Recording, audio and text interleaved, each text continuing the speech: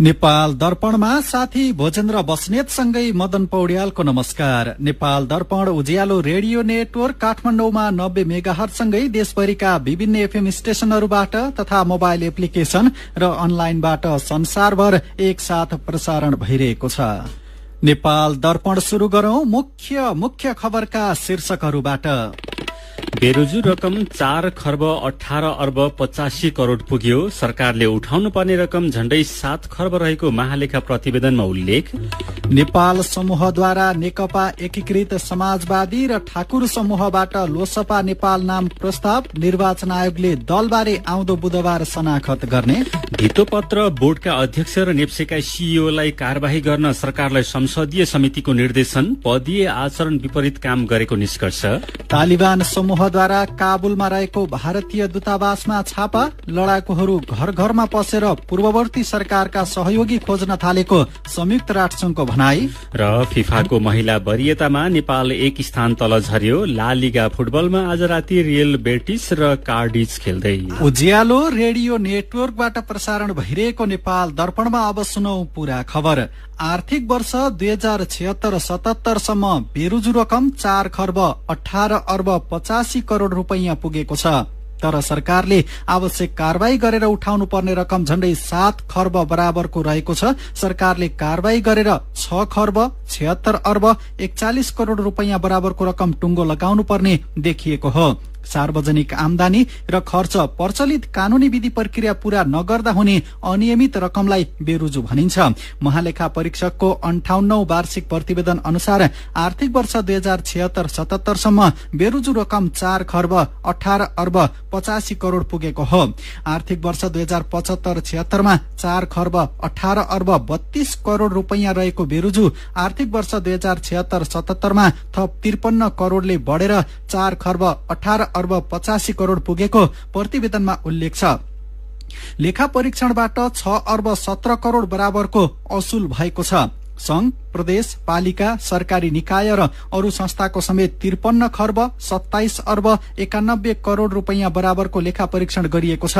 तीमध्ये 3079 सरकारी निकाय र 1019 कार्यालयको 15 खर्ब 55 अर्ब 81 करोड़ बराबरको लेखा परीक्षणबाट 44 अर्ब 39 करोड़, प्रदेश निकाय र कार्यालय गरी कुल 1019 को 2 खर्ब 37 अर्ब 41 करोड़को लेखा परीक्षणबाट 6 अर्ब 50 करोड़ बेरोजु देखिएको छ। महालेखाले पालिकाको 8 खर्ब 15 अर्ब 79 करोड़को लेखा परीक्षणबाट 40 अर्ब 53 करोड़ 83 करोड़ बराबरको बेरोजु देखिएको उल्लेख छ। कुल 81 सार्वजनिक संस्थातर्फ 25 खर्ब 55 अर्ब 13 करोड़को लेखा परीक्षण गरिएको छ।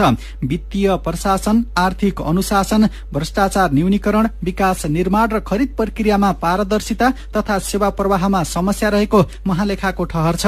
महालेखा परीक्षकको कार्यालयले वार्षिक प्रतिवेदन आज राष्ट्रपति विद्यादेवी भण्डारीलाई बुझाएको हो।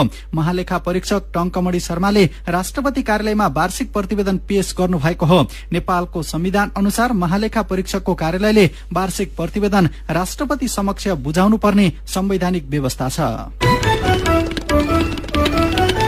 एमाले नेता माधव कुमार नेपाल र जसपाका नेता महन्त ठाकुर समूहले यसअघि प्रस्ताव गरेको दलको नाम फेरिने भएको छ। नेपाल समूहले आज नेकपा एकीकृत समाजवादी नाम राख्न निवेदन दर्ता गरेको निर्वाचन आयोगले जनाएको छ। एमालेबाट फुटेको नेता नेपाल समूहले गएको बुधबार नेकपा एमाले समाजवादी दल दर्ताको लागि आयोगमा निवेदन दिएको थियो। यसअघि नेकपा एमाले आफ्नो नामसँग मिल्ने गरी दल दर्ता नगर्न निर्वाचन आयोगलाई आग्रह गरेको थियो। नेता नेपाल समूहले नेकपा एमाले समाजवादी दल दर्ताका लागि निवेदन दिएपछि एमाले नेताहरू आयोग पुगेका हुन्। आयोगले मूल पार्टीसँग जुझ्ने नाम कानूनी रूपमा दिन नमिल्ने सुझाएपछि नेपाल समूहले फरक नाम प्रस्ताव गरेको हो। यस्तै नियमावली र ऐन अनुसार नाम, झण्डा र चुनाव चिन्ह दोहोरिएर राख्न नमिल्ने व्यवस्था रहेको र त्यसै अनुसार जसपाको महन्त ठाकुर समूहले पनि अर्को नाम प्रस्ताव सहित निवेदन दिएको छ। ठाकुर नेतृत्वको पार्टीको नाम लोकतान्त्रिक समाजवादी पार्टी लोसपा नेपाल प्रस्ताव गरिएको छ। गएको बुधबार जनता समाजवादी पार्टी जसपाबाट फुटेर जसपा लोकतान्त्रिक पार्टी नाम दर्ताको निवेदन दिएको ठाकुर समूहले नाम फेरेको हो। यसैबीच निर्वाचन आयोगले नेपाल नेतृत्वको नेपाल कम्युनिष्ट पार्टी एकीकृत समाजवादी र ठाकुर नेतृत्वको लोकतान्त्रिक समाजवादी पार्टी लोसपा नेपाललाई शनाखतका लागि आउँदो 9 गते बुधबार बोलाएको छ। दुवै पार्टीका केन्द्रीय सदस्य तथा सांसदहरूलाई शनाखतका लागि 9 गते बिहान 11 बजेदेखि 2 बजेसम्म आयोगको कार्यालयमा बोलाएको निर्वाचन आयोगका प्रवक्ता राजकुमार श्रेष्ठले जानकारी दिनुभयो। केन्द्रीय सदस्य र सांसदहरू स्वयं उपस्थित भएर शनाखत गरेपछि दल दर्ताका लागि प्रस्ताव पेश हुने उहाँले बताउनुभयो। प्रस्तावित नेकपा एकीकृत समाजवादीमा नेपाल अध्यक्ष र वरिष्ठ नेतामा झलनाथ खनाल सहित 115 जना केन्द्रीय सदस्य छन् भने लोकतान्त्रिक समाजवादी पार्टीमा ठाकुर अध्यक्ष, राजेन्द्र महतो र शरद सिंह भण्डारी वरिष्ठ नेता सहित 31 जना कार्यकारिणी सदस्य छन्। सरकारको सिफारिशमा राष्ट्रपति विद्यादेवी भण्डारीले राजनैतिक दल सम्बन्धी अध्यादेश ल्याएर दल विभाजन सम्बन्धी व्यवस्थालाई खुकुलो बनाएपछि एमालेको माधव नेपाल समूह र जनता समाजवादी पार्टीको महन्त ठाकुर पक्षले छुट्टै दल दर्ताका लागि निर्वाचन आयोगमा निवेदन दिएका हुन्। यसैबीच दल दर्ताको निवेदन दिनु अघिसम्म नेता माधव कुमार नेपाल समूहमा रहेका नेताहरूले पार्टी एकताका लागि जोड़ दिने निष्कर्ष निकालेका छन्। आज उनीहरूले छुट्टै भेला गरेका हुन्। भेलापछि नेता गोकर्ण विष्टले कार्यदलले बनाएको 10 बुँदे सहमति कार्यान्वयन गर्न लगाउने बताउनुभयो। अध्यादेशको विरोध गर्ने नेपाल सहित 14 जनालाई गरिएको कार्यवाही फिर्ता लिन पार्टी अध्यक्ष केपी शर्मा ओलीलाई आग्रह गर्ने नेता भीम रावलले बताउनुभयो। संसदीय समितिले नेपाल धितोपत्र बोर्ड र नेपाल स्टक एक्सचेन्ज नेप्सेका पदाधिकारीले पदीय आचरण विपरीत शेयर कारोबार गरेको निष्कर्ष निकाल्दै तत्काल कार्यवाही प्रक्रिया अगाडि बढाउन सरकारलाई निर्देशन दिएको छ। संघीय संसद प्रतिनिधि सभा अन्तर्गतको अर्थ समितिको बैठकले नेपाल धितोपत्र बोर्डका अध्यक्ष विष्मराज ढुङ्गाना र नेप्सेका प्रमुख कार्यकारी अधिकृत चन्द्रसिंह साउदले पदीय आचरण विपरीत शेयर कारोबार गरेको निष्कर्ष निकाल्दै तत्काल कार्यवाही प्रक्रिया अघि बढाउन अर्थ मन्त्रालयलाई निर्देशन दिएको हो। बोर्डका अध्यक्ष ढुङ्गाना र नेप्सेका प्रमुख कार्यकारी अधिकृत साउदले परिवारका सदस्यको नाममा सर्वोत्तम सिमेन्टको शेयर खरिद गरेर पदीय आचरण विपरीत काम गरेको भन्दै चर्को आलोचना भइरहेका बेला समितिले तत्काल छानबिन गरी आवश्यक कार्यवाही प्रक्रिया अगाडि बढाउन सरकारलाई सचेत गराएको हो। नियामक निकाय आफैले पदीय मर्यादा विपरीत शेयर कारोबार गरेकोले तत्काल छानबिन गरी उनीहरूमाथि कार्यवाहीको प्रक्रिया अघि बढाउन सरकारलाई निर्देशन दिएको समितिका सभापति कृष्ण प्रसाद दाहालले जानकारी दिनुभयो। बैठकमा अर्थमन्त्री जनार्दन शर्माले झण्डै 37 लाखले शेयर बजारमा कारोबार गरिरहेको भन्दै सामान्य नागरिकको लगानी डुब्न नदिन मन्त्रालय प्रतिबद्ध रहेको बताउनुभयो। अब दिनादिन बढ़िरहेको जो पुँजी बजार छ यसमा जनताको जुन व्यापक संकलन छ कारोबारमा त्यो लगानीको संरक्षण गर्ने जनताको हित गर्ने कुरामा मन्त्रालय प्रतिबद्ध छ। मैले सार्वजनिक रूपमा पनि यो कुरा भनेको छु। आम लगानीकर्ताहरूको हितमा आवश्यक कदमहरू मन्त्रालयले चाल्नेछ। सरकारले कक्षा 12 को परीक्षा सञ्चालन गर्न नसकेको भन्दै सांसदहरूले आलोचना गरेका छन्। प्रतिनिधि सभा अन्तर्गतको शिक्षा तथा स्वास्थ्य समितिको बैठकमा समितिका सदस्यहरूले दुई पटक कक्षा 12 को परीक्षा स्थगित गरेको भन्दै सरकारको आलोचना गरेका हुन्। सांसद जयपुरी घरती मगरले बिना विकल्प कक्षा 12 को परीक्षा स्थगित गरेर सरकारले गम्भीर गल्ती गरेको बताउनुभयो। समितिका सभापति समेत रहनुभएकी घरती मगरले स्वास्थ्य सुरक्षा मापदण्डको पूर्ण पालना गरेर कक्षा 12 को परीक्षा सञ्चालन गर्न समितिले दिएको निर्देशन किन पालना नगरेको भनी सरकारलाई प्रश्न गर्नुभयो। समितिका अर्का सदस्य मानबहादुर विश्वकर्माले कक्षा 12 को परीक्षा पटक पटक रोक्ने काम नगर्न सरकारलाई सचेत गराउनुभयो। समितिका अर्का सदस्य एवं पूर्व शिक्षा विज्ञान तथा प्रविधि मन्त्री गिरिराज मणि पोखरेलले चाँडोभन्दा चाँडो कक्षा 12 को परीक्षा गर्ने वातावरण बनाउन सम्बन्धित सबै निकायको ध्यानाकर्षण गराउनुभयो। बैठकमा शिक्षा विज्ञान तथा प्रविधि मन्त्रालयका प्रवक्ता दीपक शर्माले सीसीएमसीले दिएको निर्देशनका कारण कक्षा 12 को परीक्षा स्थगित गर्नु परेको स्पष्ट पार्नुभयो। सीधा कुरा प्रश्न विचार यो हो। उज्यालो रेडियो नेटवर्क काठमाडौँमा 90 मेगाहर्ज, नेपाल दर्पणमा स्मार्ट लकडाउन बारेको कुराकानीसँगै खबरको सिलसिला बाँकी नै छ, सुन्दै गर्नुहोला। तपाई अहिले रेडियो, मोबाइल एप्लिकेशन र अनलाइनबाट प्रसारण भइरहेको उज्यालो रेडियो नेटवर्कको नेपाल दर्पण सुन्दै हुनुहुन्छ। यतिन्जेल हामीले बेरुजु रकम 4 खर्ब 18 अर्ब 85 करोड़ पुग्यो, सरकारले उठाउनु पर्ने रकम झण्डै 7 खर्ब रहेको महालेखा प्रतिवेदनमा उल्लेख, नेपाल समूहद्वारा नेकपा एकीकृत समाजवादी र ठाकुर समूहबाट लोसपा नेपाल नाम प्रस्ताव, निर्वाचन आयोगले दलबारे आउँदो बुधबार शनाखत गर्ने, धितोपत्र बोर्डका अध्यक्ष र नेप्सेका सीओ विरुद्धलाई कारबाही गर्न सरकारलाई संसदीय समितिको निर्देशन लगायतका खबर प्रस्तुत गर्यौं। नेपाल दर्पणमा अब बाँकी खबर। पछिल्लो 24 घण्टामा 3042 जनामा कोरोना संक्रमण पुष्टि भएको छ। 10,530 जनाको पीसीआर र 7,124 जनाको एन्टिजेन गरी 17,654 जनाको नमूना परीक्षण गर्दा 3,042 जनामा कोरोना संक्रमण पुष्टि भएको स्वास्थ्य तथा जनसंख्या मन्त्रालयले जनाएको छ। यो कुल परीक्षणमा 17.23% हो। आज थपिएका सहित नेपालमा कोरोना संक्रमण पुष्टि हुनेको संख्या 8,23,647 जना पुगेको छ। यस्तै पछिल्लो 24 घण्टामा 2,244 जना निको भएसँगै कोरोना संक्रमण मुक्त हुनेको संख्या 6,93,543 जना पुगेको छ। थप 26 जनाले कोरोना संक्रमणका कारण ज्यान गुमाएका छन्। यो सहित कोरोना संक्रमणका कारण ज्यान गुमाउनेको संख्या 10,455 पुगेको छ।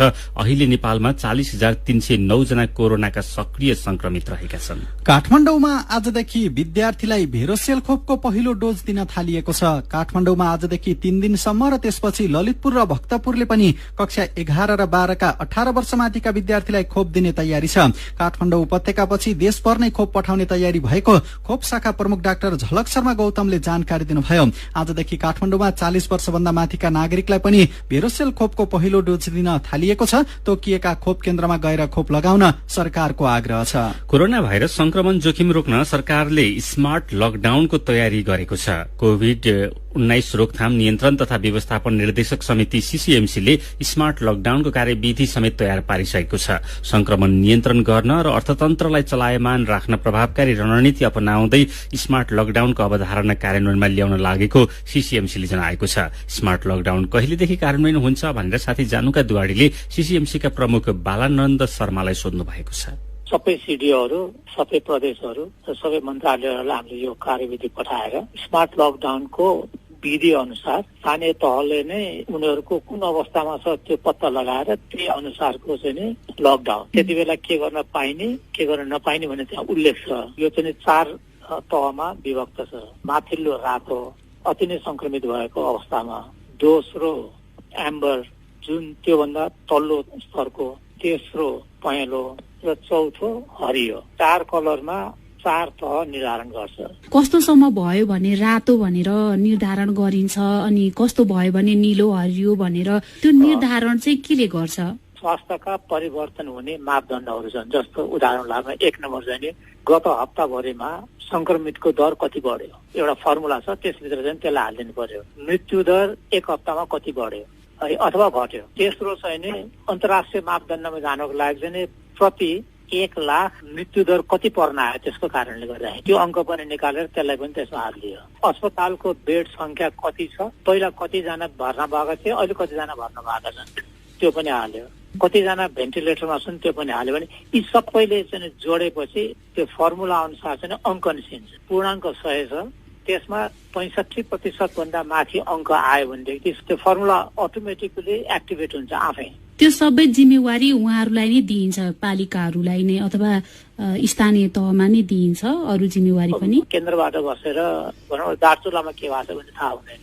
यी हामीले 5 वटा जुन डेटाहरू कुरा गर्यौं नि, बिरामीको दर कति बढ्यो, मृत्युको दर कति बढ्यो, अनि अस्पतालको अकुपेन्सी दर कति बढ्यो, 1 मिलियनमा कति मान्छे चाहिँ मर्न पुगे, यी सबै कुराहरू निस्किसकेपछि हामी त यसमा रहेछौँ भने उहाँले यसो थाहा भइहाल्यो। एकैपटक धेरैवटा जिल्लाको यो रङ चाहिँ रातो आयो अथवा एकैपटक धेरै जिल्ला प्रभावित भए भने त्यस्तो अवस्थामा केन्द्रबाट केही नियम लागू हुन्छ यसमा? यो स्थानीय तहमा लगाउनु पर्यो भनौँ न, भनेदेखि स्थानीय तहले हामी रेडमा आयौं भनेर चाहिँ जिल्ला डिसिएमसीलाई खबर गर्छ, अनि डिसिएमसीले चाहिँ त्यो पालिकालाई चाहिँ रेड अनुसार चाहिँ निषेधाज्ञा लगाउनलाई चाहिँ अनुमति दिन्छ है। अनि डिसिएमसीले सीसीएमसीले जानकारी मात्रै दिन्छ भनेपछि माथिसम्म सबैलाई जानकारी भयो। कार्यान्वयन चाहिँ कसले गर्यो? पालिकाले गर्यो। अब धेरै जिल्ला भयो, 1 जिल्ला मात्रै भयो अथवा धेरै जिल्ला भयो भने प्रदेश आकर्षित हुने भयो। फेरि अब प्रदेशलाई यो 2-3 जिल्ला जस्तो भनौँ न, 2 नम्बर प्रदेशमा पर्यो भनेदेखि रौतहट, गौर, पर्सा 3 ठाउँमा रातो देखियो भने यो 3टा जिल्लामा चाहिँ नि निषेधाज्ञा यो के अरे 1 को लकडाउन चाहिँ नि लगाउनु होला भनेर प्रदेशले स्वीकृति दिन्छ अनि जिल्लाहरूले आफ्नो आफ्नो जिल्लामा लगाए। उहाँ हुनुहुन्थ्यो कोभिड-19 रोकथाम नियन्त्रण तथा व्यवस्थापन निर्देशक समिति सीसीएमसी का प्रमुख बालानन्द शर्मा स्मार्ट लकडाउन बारे जानकारी दिनुहुँदै नेपाल दर्पणमा फेरि पनि खबरकै सिलसिला संघीय संसद राष्ट्रिय सभा अन्तर्गतको दिगो विकास तथा सुशासन समितिले जलवायुजन्य विपद न्यूनीकरण तथा क्षतिपूरणका लागि आवश्यक नीति तर्जुमा गर्न सरकारलाई निर्देशन दिएको छ। सिंहदरबारमा आज विज्ञहरूसँगको छलफलपछि समितिले जलवायु परिवर्तनका कारण वर्षेनी भोग्नु परेको नोक्सानीको क्षतिपूर्ति सुनिश्चित सहित नीति तर्जुमा गर्न निर्देशन दिएको हो। समितिले वन तथा वातावरण मन्त्रालयलाई नीति तर्जुमा गर्नुपर्ने आवश्यकतातर्फ ध्यानाकर्षण गराएको छ। जल तथा मौसमजन्य प्रकोपले क्षति न्यूनीकरणका लागि बहु प्रकोप पूर्व सूचना प्रणाली लागू गर्न निर्देशन दिएको समिति सभापति तारादेवी भट्टले बताउनुभयो। समितिमा छलफलका लागि सहभागी जलवायु परिवर्तन सम्बन्धी विज्ञ धर्मराज उप्रेतीले मौसम पूर्वानुमान सम्बन्धी राष्ट्रिय नीति नभएकोले समस्या भएको बताउनुभयो। गोर्खामा भीर खोपेर बनाइएको क्यान्टिलिभर पुलमा पहिरोले क्षति गरेको छ। चुम नुम्ब्री गाउँपालिका वडा नम्बर 4 सर्दीभिरमा पहरा खोपेर बनाइएको पुलमा पहिरो खसेर क्षति गरेको स्थानीय सरोज लामाले बताउनुभयो। स्यारखोलाको बाढीले किनारमा कटान गरेर पदमार्ग बगाएपछि भीर खोपेर क्यान्टिलिभर पुल बनाइएको हो। 3.5 वर्ष अघि बनाइएको पुलका विभिन्न भागमा पहिरोसँगै खसेको ठूल्ठूला ढुङ्गाले क्षति पुर्याएको छ। पुलको डेक र छेउको पोल भाँचिएको लामाले बताउनुभयो। पुल जोखिम भएपछि चुमचेत र छेकम पहाड़का बासिन्दालाई आउजाउ गर्न समस्या भएको छ।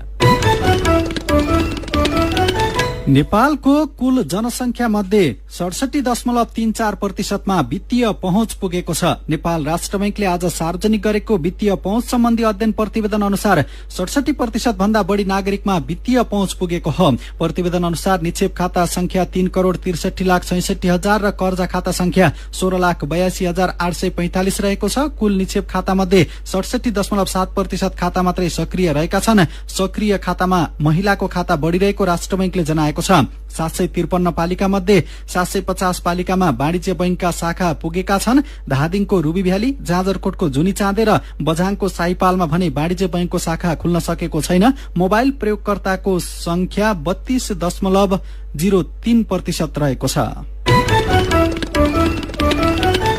सीधा कुरा प्रश्न विचार यो हो। उज्यालो रेडियो नेटवर्क काठमाडौँमा 90 मेगाहर्ज, नेपाल दर्पणमा मेरो पनि भन्नु छ सँगै खबरको सिलसिला बाँकी नै छ, सुन्दै गर्नुहोला।